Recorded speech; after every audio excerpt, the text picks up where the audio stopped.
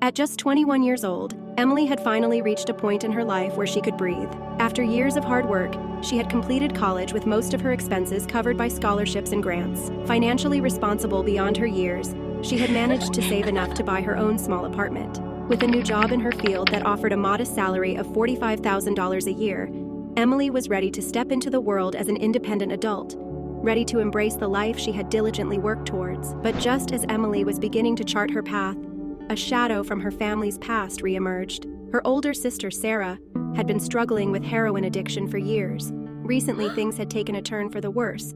Sarah was arrested and faced serious charges, including possession with intent to distribute and an illegal firearms charge while in possession of drugs. The severity of the situation was compounded by the fact that Sarah had just given birth to a baby girl, Emily's newborn niece.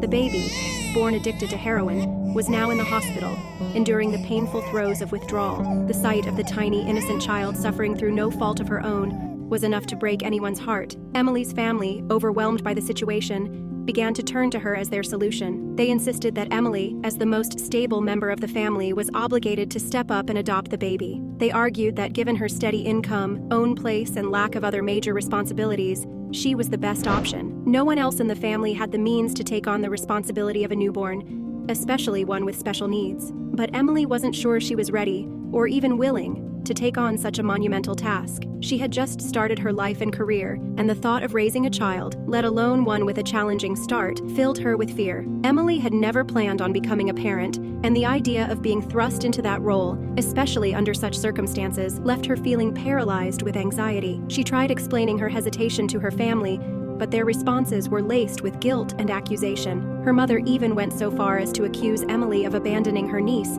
just as Sarah had by succumbing to her addiction. With the baby's discharge from the hospital looming just days away, the pressure on Emily intensified. The family's pleas grew louder, and Emily found herself teetering on the edge of breaking. She did care about her niece deeply and didn't want the baby to suffer, but the fear of not being able to provide the life the child deserved gnawed at her. The thought of feeling trapped or resentful weighed heavily on her mind. Emily was stuck between a rock and a hard place, unsure of what to do. On one hand, she was terrified of taking on a responsibility she didn't feel ready for. On the other, she couldn't bear the thought of her niece being placed in the foster care system. No matter what she chose, Emily knew there would be consequences. She felt trapped in an impossible situation, torn between duty and her own dreams, wondering if she was wrong for not wanting to sacrifice everything she had worked for.